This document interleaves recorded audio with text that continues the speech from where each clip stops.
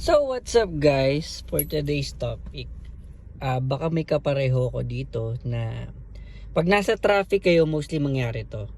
So nangyayari guys, yung RPM ko, yan. Pagka nasa traffic, minsan na nakahinto ko, biglang papalo siya ng 2,000. Nakaganyan lang, steady. Tapos bababa naman siya.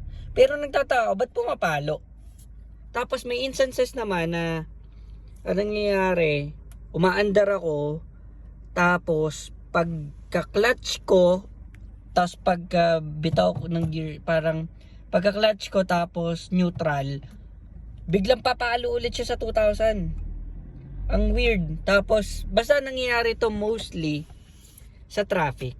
So baka mayroon lang akong kagaya ng na-experience ko. So ang solution dito guys ay masikip lang yung belt ko.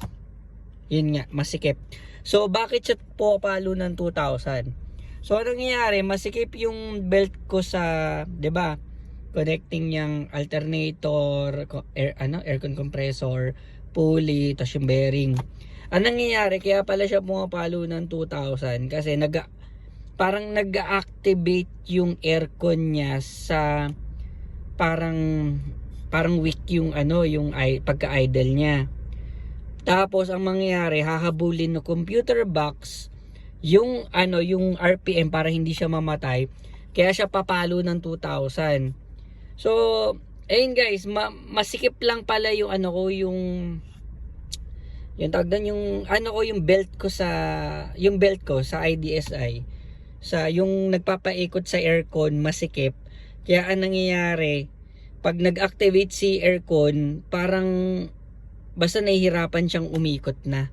Kaya nangyayari, hinahabol ni computer box yung idle ba to? Tama. Yung idle, pinapalo niya ng 3,000 para hindi siya mamatay. Kasi tingin ko pagka hindi niya hinabol yun, mamamatay ito. So nung nangyayari guys, nahihirapan lang pala yung engine natin, kaya pinapalo niya ng 2,000 RPM hanggang sa mag-stabilize yung makina.